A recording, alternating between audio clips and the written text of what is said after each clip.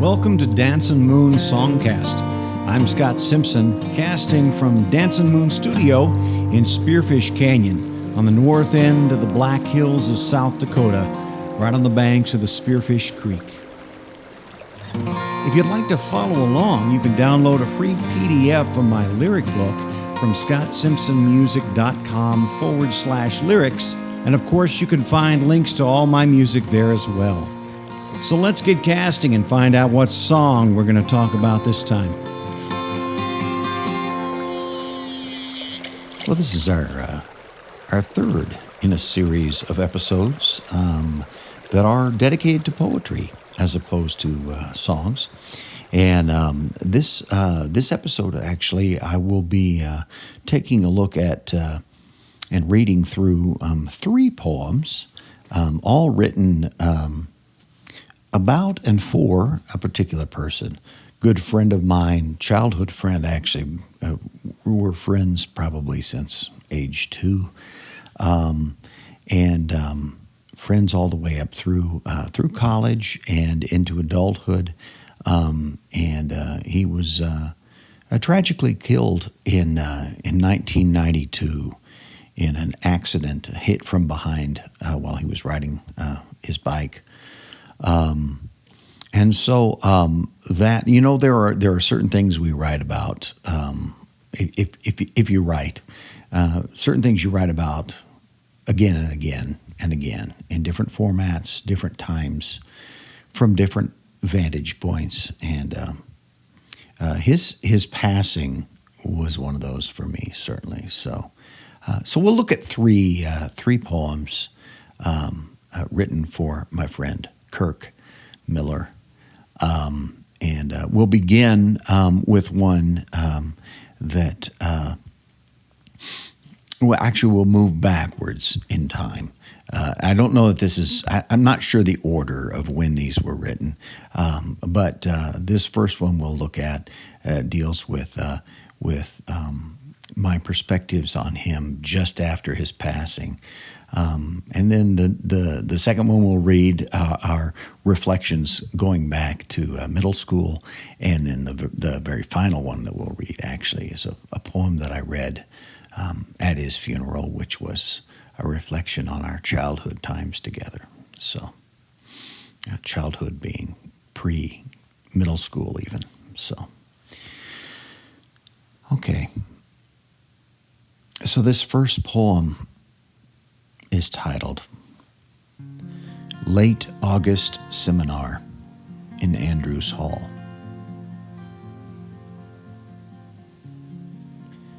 The fields along I-80 are dark as 3 years back, when you moved behind every stalk in the side spill of my headlights. Silent trips, only 3 weeks, 4 weeks, 5 after your death marked for me a new accounting of days. 3 years, and I am here, and something like your arm has wrapped itself around me. Your hands steer me through the campus, the way you slid your bike in and out of traffic, wind in your long hair, force of all that was behind you, guiding, pushing. Counting keeps me looking back. You, there behind me, not changing. Shrinking with distance, the spot on that narrow road where I listened for you in the grass. The gravel of that shoulder, the crescent of black rubber mapping your short encounter with something too heavy to resist. You're coming up again from behind me. The windows are black. Late summer is rolling over into night. The pavement cooling outside, the fever rippling toward the sky. The dashboard lights are pale, green, and orange. How fast I'm not going. How little time has elapsed. How far I haven't been. My headlights hardly touch the edge of night as I tug each marker up from murky water, counting off the next mile this side of you.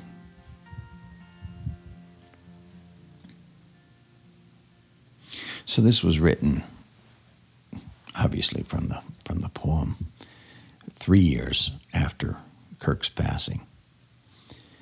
When Kirk was killed, I was just beginning graduate work at the University of Nebraska. I was living in York, Nebraska, and so driving to Lincoln along I-80, it doesn't matter whether or not you know the geography of Nebraska.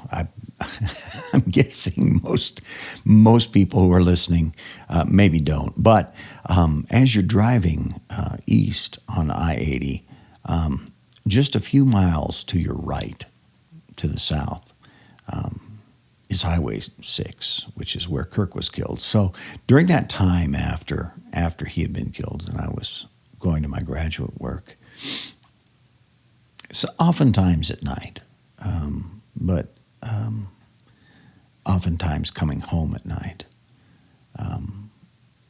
I knew exactly when I was parallel with the spot where he was killed. Going to Lincoln, it would be over there, off to the right, just a little ways. Coming back home, it would be off to the left. And so this is 3 years later, and I'm still getting close to finishing up my graduate work, and I am doing a lot of night classes and a lot of classes that I'm trying to finish things up and realizing I've been driving for the last 3 years back and forth past this place where my friend left the earth. And even though it becomes less prominent with every passing month, every passing year, it's still there. It's still there. So all these years later, it's still there for me as well. And not just that spot, but things that remind me of him, things that strike me as being something I wish I could share with Kirk. And I've had a lot of good friends. I really have, but I don't know that I've ever had one that was as close to me as Kirk.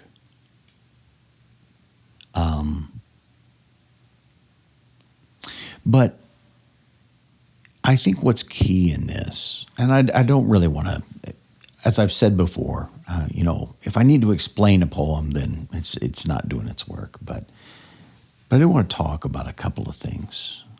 That first of all, this idea of counting, this idea of a new accounting of days. Sometimes there are these occurrences, these people, these relationships, beginnings of relationships or endings of relationships, tragedies within relationships that strike such a prominent sound in our minds, like a huge bell, a huge gong going off, that they mark a beginning of a new accounting of days. So everything past that is counting back to that. Everything is measured in distance from that. And for me, Kirk's death for a long time was exactly that. And you grapple with how healthy is that? How backward looking am I?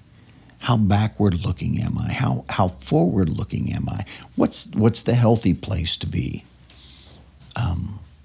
I think one of the things that occurred to me in the writing of this poem was that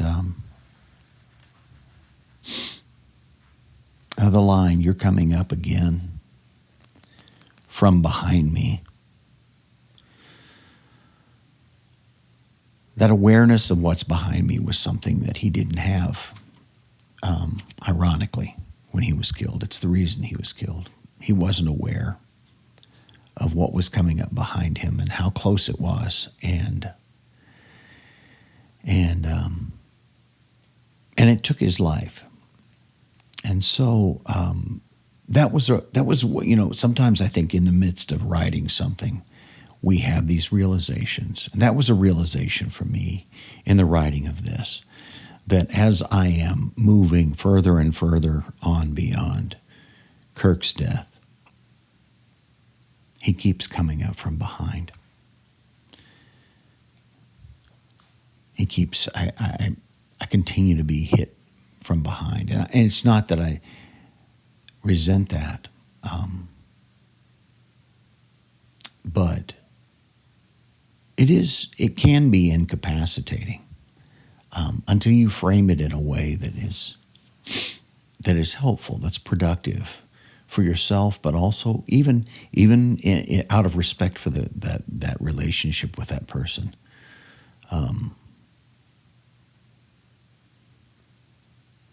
Kirk wouldn't want his tragedy to create ongoing tragedy in the lives of his friends and family. And when we lose someone, I think that's something important to remember. I think there's this human desire to make it as tragic as possible and to wear it as a tragic badge the rest of your life, because that says, this is the measure of my love for this person who has been tragically lost. But I think that person would not want that. I think they would want you to go on doing the wonderful things that you would be doing, were they still right there with you. And maybe occasionally pausing to mentally tell them about it and smile. So that's the first one, late August seminar in Andrews Hall. Andrews Hall, by the way, is one of the places on the University of Nebraska where I went to quite a number of seminars as I was wrapping up my master's degree and then beginning and working on my PhD as well. So.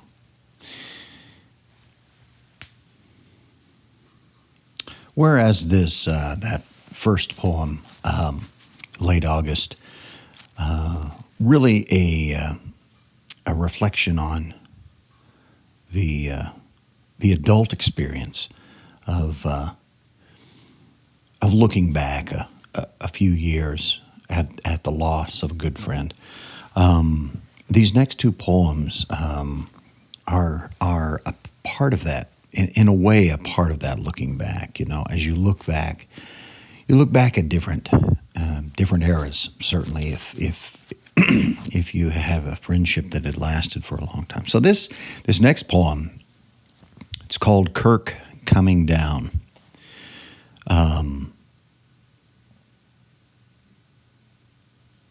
This one taps into the era of when we were in middle school together.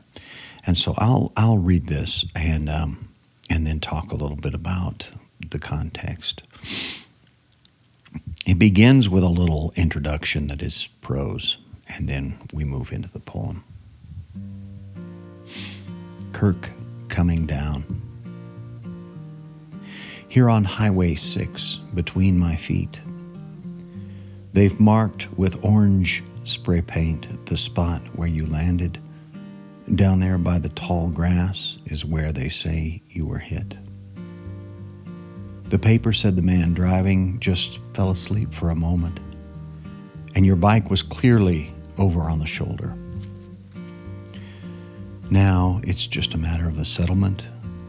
No one's pressing charges.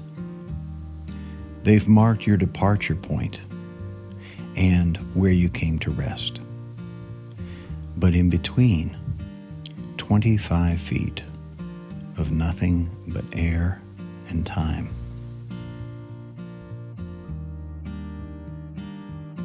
One track meet in middle school. I came out during the rain to watch you jump. It was cold. You stripped off your sweats down to nothing but your tank top and shorts. Your shoes looked too heavy swinging on the ends of your long, skinny legs, and you bounce them on the runway, shifting your weight back and forth. You paced off your approach for the last jump, marked a takeoff point by placing a wet twig at the end of the crescent you measured. I stood as the rain became deafening on the surface of the nylon mat. "This'll be the last jump of the day," Coach said.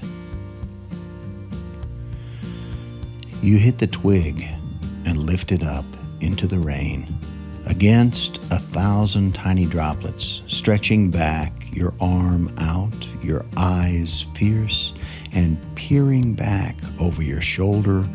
Your torso snapped like a whip, making a loop of your legs that unfurled itself an inch above the bar and slung your sneakers up and over. Look at him fly, just look at him fly.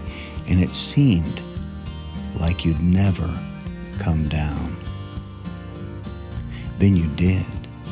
You cleared the bar, hit the mat, and slid, sending a sheet of thin rain arching like tempered glass in front of our eyes.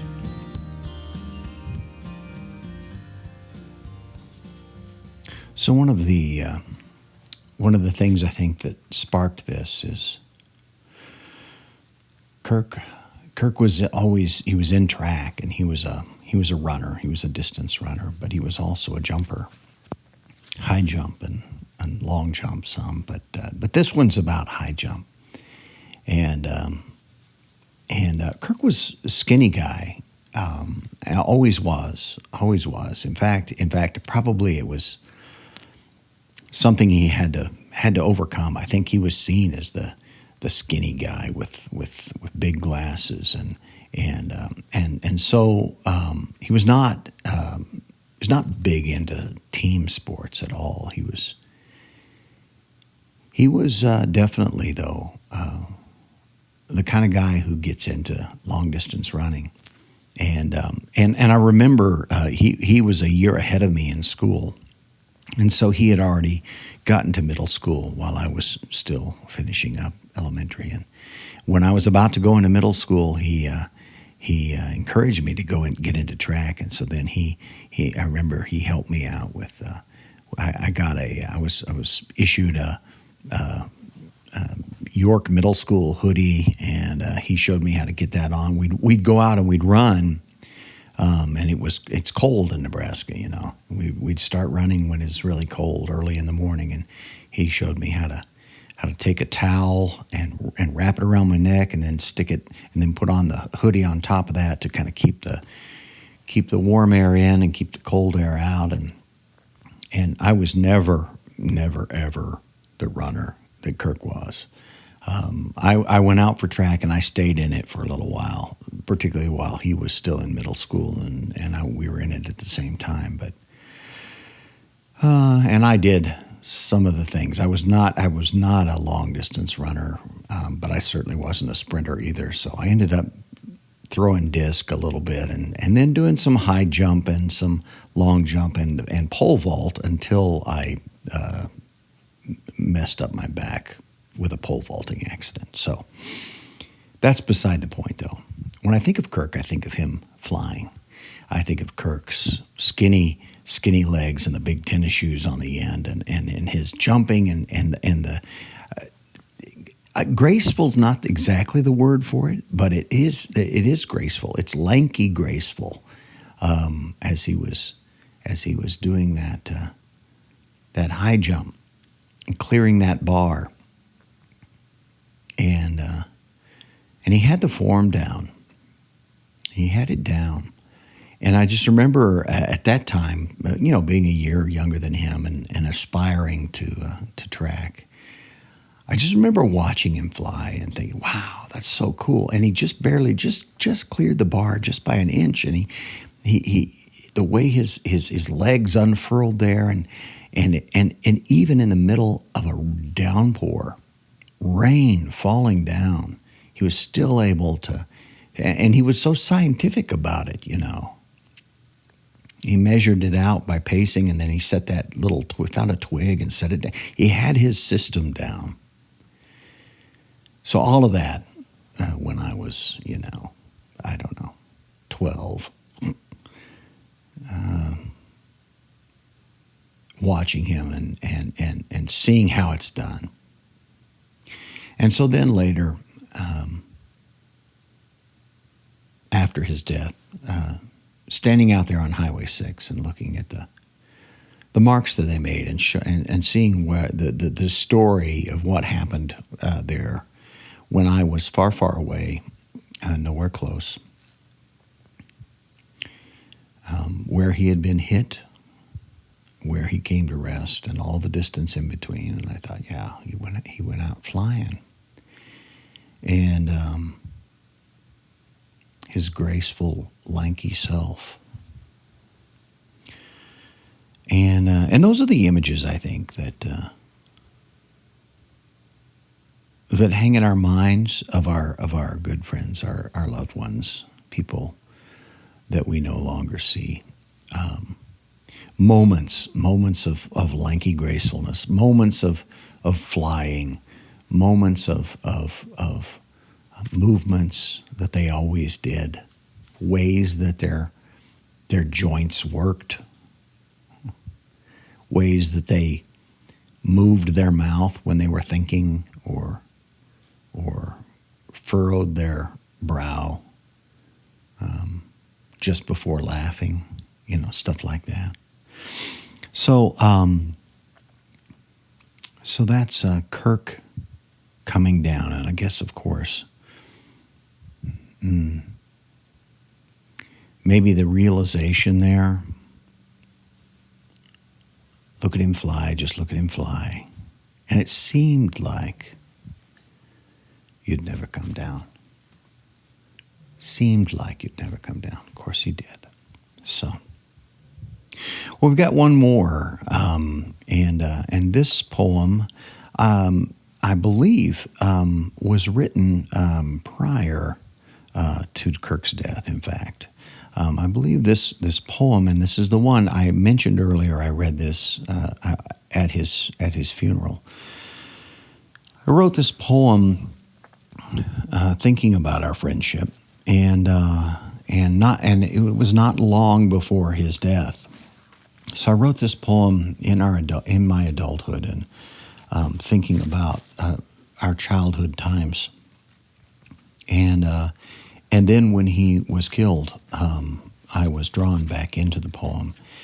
I believe I did some revision of the poem, and then I wrote 3 more along with it, which I'm not going to read the other 3. I did read all 4 pieces of this. It's kind of a 4-part, 4-poem series. I'm just going to read this one because this one seems to be the one that was the most important. It's the seed of the whole thing. The others were written.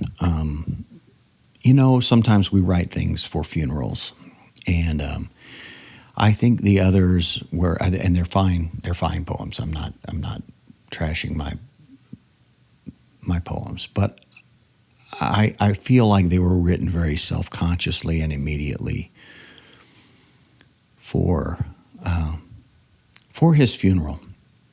And there's good in that. There's good in that. I'm more interested in this first one, though. So we'll read this one. It's called Summer of Whistles.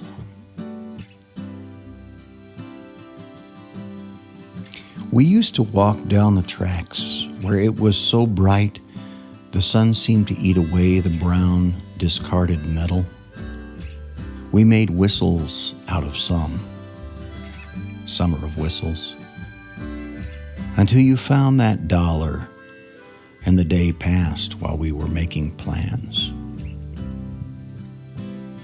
The can we kicked home echoed, and I looked, expecting 2 other boys to come around the corner ahead. They never did. Never Never did I tell you.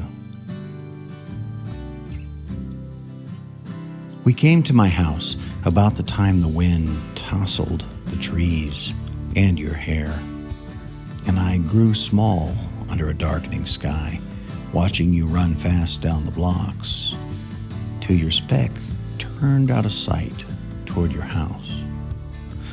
Sometimes I almost cried. I don't know why I never told you.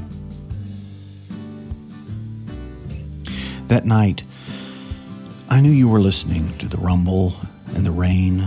I knew tomorrow would be dry.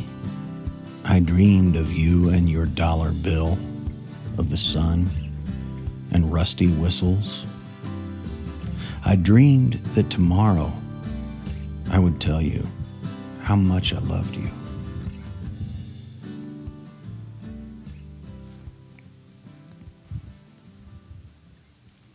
So when you grow up in a small town, you know, the whole town is your house. And when you got a good friend who's 1 year older than you and knows like where stuff is, because he's found it out just a little bit ahead of you from his older brother. You know, you learn all these cool little places and neat little tricks and stuff. And York, Nebraska is where we grew up, and York was a town with lots of trains coming through, and lots of coal trains, and lots of train tracks, and places where the trains came through, and places where they kept all kinds of junk connected with the trains and the tracks, and we used to go and walk along the tracks, and there were these pieces of metal. They were long strips of metal about probably maybe an inch to an inch and a half wide, and they had holes punched in them, perfectly round, clear holes. And Kirk showed me this one summer, how you could take a section of that and you break it. You know how you bend it back and forth and back and forth and back and forth till it gets hot, and then it breaks, and then you bend it just right. Okay, and you've got like two holes, a section that's got two holes, and one hole is on the bottom section and one hole's on the top section. You bend it just right, and then you put it in your mouth just right, and you blow, and it makes a really loud whistle. So that was like magic, you know, like who figured that out, and how would you know that, and how could you, and of course it took some time, you know, you don't do it the first time. You make just windy blowing noises for a long time until you finally figured out how to get the piece of metal just right and get it in your mouth just right. And forget the fact that it's like covered in rust, and when you're a kid, you put whatever in your mouth. It's not a big deal. And so, and you blow until you figure it out. And then you got this new trick. You got this new trick that you can do, and it's amazing. So there were always things like that with Kirk. He'd introduce me to something. He introduced me to hypnosis. He had this book, and we read all this stuff, and we'd spend late nights and do hypnosis stuff, and then on this one, like in this poem, he found $1, and so we started making plans for what we're going to do with this dollar. You know, figuring out budgeting just what would be the best thing to buy with this dollar, and you know how many of these and how many of those, and you know whatever stuff like that. So at the end of the day, especially when a Great Plains kind of storm is kicking up, and that's what the wind was. You know, the wind was letting us know it was gonna storm bad, so we had to get home. So coming from downtown, we hit my house first, and so he'd drop me off, or we were just walking, and I'd stop and I'd say, "Hey, see you tomorrow." "Yeah, see ya."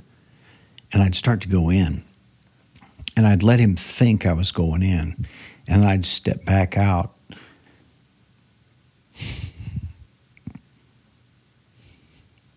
to the sidewalk and watch him run down the sidewalk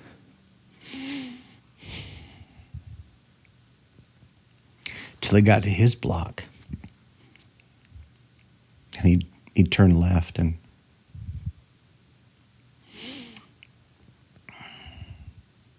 I don't think I understood then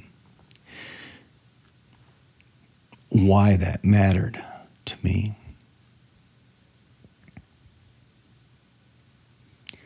And why a lot of times I felt like crying.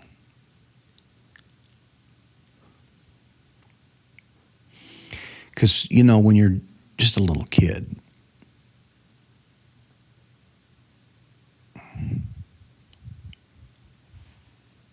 stuff like friendship and stuff like that, it's huge, and it feels huge. And especially a best friend. And it's hard to put that together, exactly what you're feeling and why you're feeling it, until you get a little further on down the way and you've experienced some loss, and you've experienced some pain, and you've experienced some frustration, and you've experienced some supposed friendships that are not so great. And then you realize, everything you learned about being a really good friend, you may have learned right there at the beginning. And then the relationships, the friendships you have later, you try to draw on that. You try to draw on that child's mind place where you do things just because they're the good things to do for this other person who you care about. And you never would, when you're a kid, especially, when you're 11, 10, 9, 8-year-old boy, you're not going to say, "I love you, Kirk." You're not going to say that because you don't say that, but you know it. And fortunately with this poem, I think I wrote this poem while Kirk was still alive. And Kirk knew I loved him. And Kirk was part, he'd come over to he knew us after I got married, and he would hang around, and he even saw our first child, our first daughter. And around the time that Kirk died, Cheryl got pregnant with our second daughter, and we didn't know it was a daughter. We didn't know. We were just excited. And we had decided, though, if our second child was a boy, he'd probably be named Kirk. We're happy we got Laurel, though. So I guess this little trilogy of poems, and this isn't all that I wrote that draws on the loss of a friend, on the loss of Kirk, but these are three, key pieces in my grappling with it, my dealing with it, my figuring it out, my thinking about it, my reflections on it. And I think that's the important thing. I think the important thing is that once we have been given a new accounting of days by the loss of someone, that we take that accounting seriously. We do that reflective work. We reflect on the things we've learned from them, the images they've given us, the words they've given us, the things. Because those are the things that carry us on. Those are the things that carry them on within us as we tell the story, as we tell their story, as we tell our story in conjunction with them. So there we have it. Sorry I got so teary with this one. I don't think that's happened yet in the podcast, but I did today. So there we go. Thank you for joining me for Dancin Moon Songcast. You can find all of my music and all of my lyrics at scottsimpsonmusic.com and stream that music on Spotify or iHeartRadio or Apple Music, anywhere you want. And I'm hoping we're almost to Thanksgiving as I make this, and so I will take this moment to say I am thankful for my friends and family, those I have lost and those that I still have with me. My thankfulness is one reason we're having a very safe Thanksgiving, and creatively thinking about ways of sharing food, but not being in the same space, getting on Zoom, because I value these people that I have around, and I don't want to lose a single one of them before the right time. And so, therefore, I hope that your Thanksgiving is a wonderful and safe one. And thanks again for joining me on Dancin Moon Songcast. Stay tuned and be well.